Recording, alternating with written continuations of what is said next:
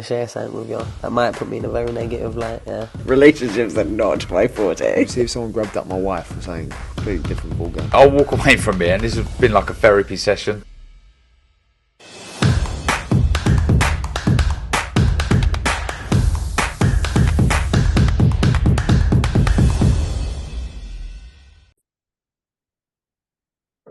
This is Colm McGuigan for IFL TV, proudly sponsored by Everlast. Delighted to be joined by the main man, Joe Fournier. Joe, how you doing? I'm good, buddy. How are you? Yeah, I'm good. I'm actually eager to get your reaction to the weekend, so I think we'll get straight into it. Tommy Fury, Jake Paul. What did you make of it as the event as a whole? First of all, Well, the event was incredible. It really felt like a world title fight. The way they built it up and the way they marketed it, they've done a great job there. They've obviously made a lot of money, so congratulations to them. And I think that it was an entertaining fight. And I think the right person won at the end of the day. That's my opinion on the event as a spectacle. I think from a skill set standpoint, I was a little bit disappointed because, I think that you got to, because I'm an advocate of just boxing because you like it, right? So not everyone's going to be a world champion and not everyone is going to be, Dimitri Bivol. You get it? So there's some people that they've improved their skill set. You look at like Anthony Yard, who went to Russia, fought Kovalev, and came back and fought probably one of the best pound for pound world champions out there at the moment, and put on an incredible performance. Now you're really looking at Anthony Yard, who's the world champion, even though he lost, right? But you'd like to think that a guy that is a YouTube sensation, yeah, who's only really been boxing properly for 2 years, not properly for 4 years, could keep up with meant to be a legitimate 8-0, 10-0, whatever Tommy's thing is, with probably put on boxing gloves when he was 3 years old, with his dad and his uncle and his brothers. So you'd like to think that wouldn't have lasted very long, and I was disappointed with the way that Tommy won, because really technically he wasn't that much better technically. And I think from a power standpoint, Jake walked through all his punches.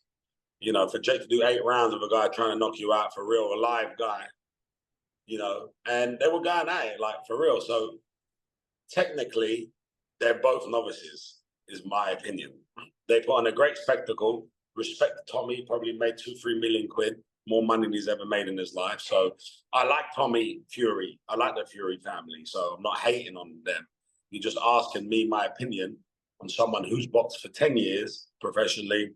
If I was to be in that ring, I would have knocked both of them out, spark out. That wouldn't have gone, because they have no punch power, so they wouldn't be able to compete punch for punch. Whereas they had the same kind of, I remember being that good when I first fought on TV in 2016. That's how good I was. Do you understand? And there's nothing wrong with it, because if you look at their ages, they're younger than me. So by the time they're my age, they'll probably be better than me. If they continue, who knows? in terms of what you've seen from Jake and Tommy, though, right? Which one of those would you like to fight next? Which one do you think that you'd have a better chance of beating? Let's say. I know you said you fancy beating both of them. Yeah, I think they're both easy fights for me. I think that Jake can probably punch a little bit harder. But that being said, Tommy walked through both his right hands. And that's the difference. When you're a boxer and you're getting punched by like David Haye, like I was, and you get punched by a guy that don't really punch like a boxer, it don't hurt. It's like you're just accustomed to it. It hurts, but you're accustomed to it. You walk through it. Tommy has a good chin. He walks straight through those overhand rights that put like a basketball player to sleep or a wrestler to sleep. Did you see what I'm trying to say? So therefore, Jake now poses no danger to me. Okay? So if he poses no danger to me, all I got to do is just walk up to him, my hands up, and punch him in the face. Because he's not slippery. He's not Lomachenko. He ain't got this amazing footwork where he's going to slip around me, hit me on awkward angles. If you saw everything that both of them did, they went forward in a straight line, they went back in a straight line. It was like literally a ballet dance. There was no extra special boxing skill talent that happened.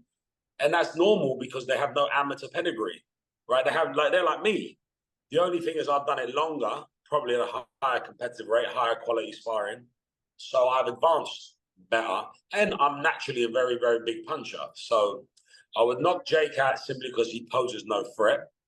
Tommy has a very good jab. So you'd have to get through around his jab, right? That's kind of what won him the fight. He has a good jab. Get around his jab. He's a big lad as well. But again, he poses no threat because he never knocks anyone out, right? He's not a banger at all, So he punches less hard than Jake. So in the end, you would just wear him down. You just get around the jab. I would trade jab for jab with Tommy as well from a power standpoint. And you see he cuts easily as well. So you're talking 3-4 rounds, and they're both like La La Land. What do you think in terms of either of those two up against KSI? Do you think that KSI beats them? Listen, they're both shit. I don't know how to say it in any other way. I'm trying to sugarcoat it because I don't want to upset anyone. But like they're both shit. So KSI, I don't actually know how good he is either, because that's the thing. Before this fight, everyone thought Jake was calling out Canelo. Let's put everything into perspective. Now I understand very clearly why they went with Tommy Fury and they never fought me.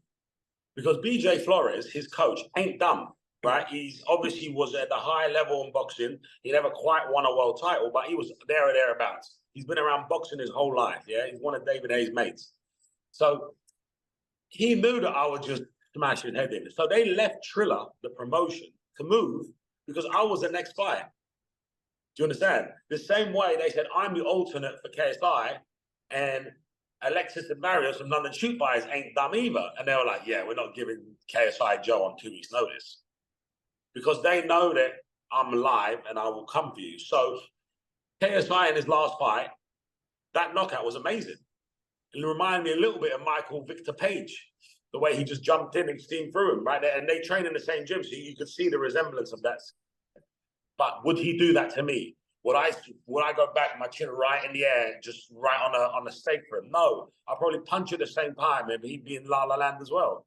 So that's what makes this kind of crossover boxing interesting, because they're all kind of the same level. Like, it's very hard to tell. I think that KSI is the best athlete. Like, you look at the shape he's in, I think he's a great athlete. I think he's explosive, but he is smaller, Mike.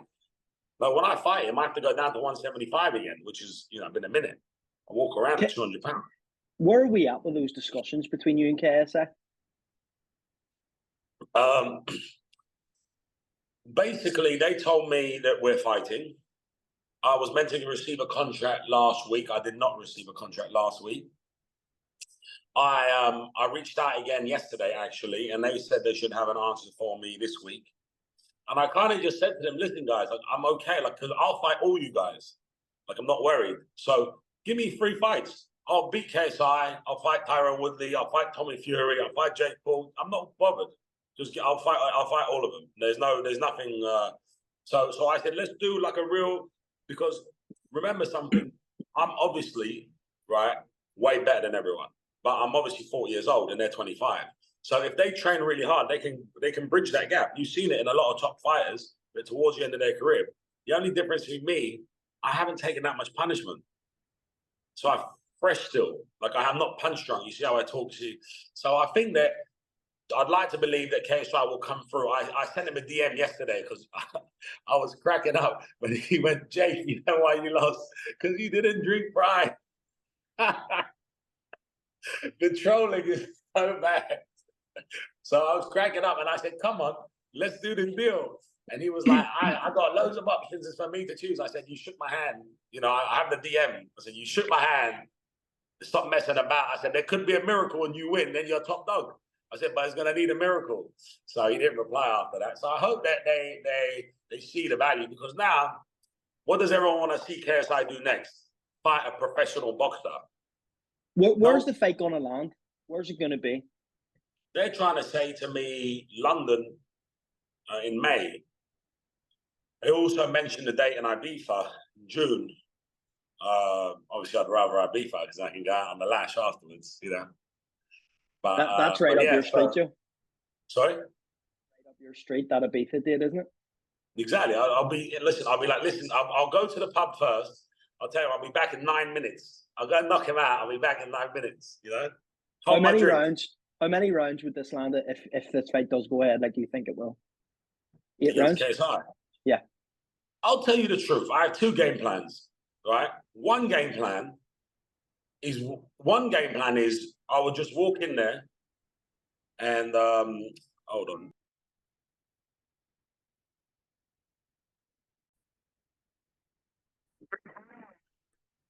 Can you see me? Yeah. Just flip your camera around a bit there. We're good. So what were you saying there? Sorry, how many rounds do you think it'll go? So I have two options, right? One thing, let's look at strategy for a second. Because I know that there's no way in the world any of these guys are knocking me out. So I'm safe, yeah? Let's look at it from a business standpoint. So I can either go out there and just steam through him and knock him out in the first round, yeah? Because that's easily an option for me. But then I don't get much TV time, okay?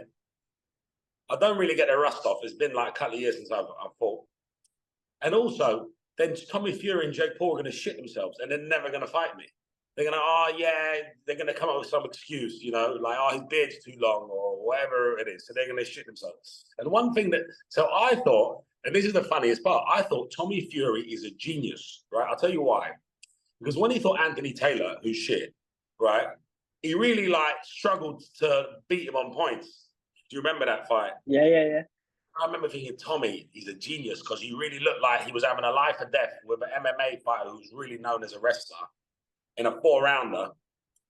And then when he fought whoever it was in Dubai, he also looked just kind of like he nursed him around the ring. And I'm like, man, Tommy should really be putting these people away, right?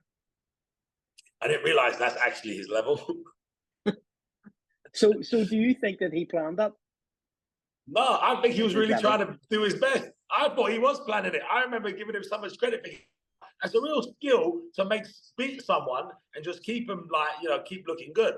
So then my other option is I just batter him for 8 rounds, just really just smash him to the body, just really brock him up for 8 rounds and just batter him on points and I get 24 minutes of TV time. I get 8 rounds under my belt. Those mugs still think they got a half a chance. Oh, I couldn't knock out KSI. I still got a chance. And then when I fight, Logan Paul or Jake Paul, any of the Paul brothers, and then I just knock them, clean them out straight away. Surely it's really up to me. It's up to me what I feel like doing. Surely you see this as a win-win though, because if you do get this fight against KSI, which from what you're telling me, it looks like you're about to, there's bound to be a rematch clause. That's 2 big paydays. You'll probably, in your opinion, you're going to beat KSI twice, and then you'll go on and fight a Logan Paul or Jake Paul, right? Or maybe even a Tommy Fury. But will they rematch me if I knock him out in 45 seconds? Because I have little anger issues. And when I'm in there, even though I plan to just kind of nurse him around the ring to knock him out in later rounds, I might just see his chin up there and go, crack! And you genuinely believe you have the power to take him out early?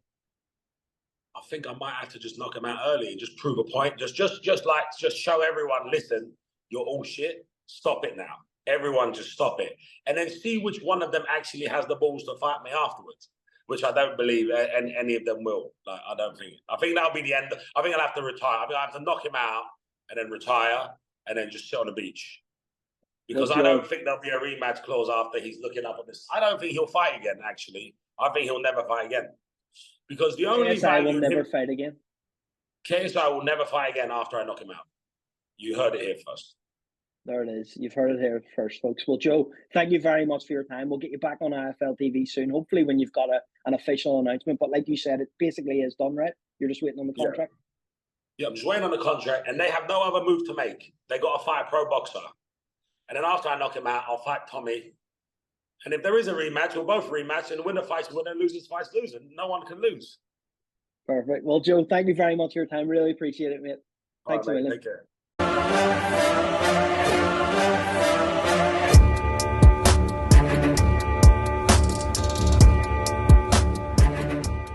I'm going to share something with you. That might put me in a very negative light, yeah. Relationships are not my forte. See if someone grabbed up my wife and saying completely different ballgame. I'll walk away from it, and this has been like a therapy session.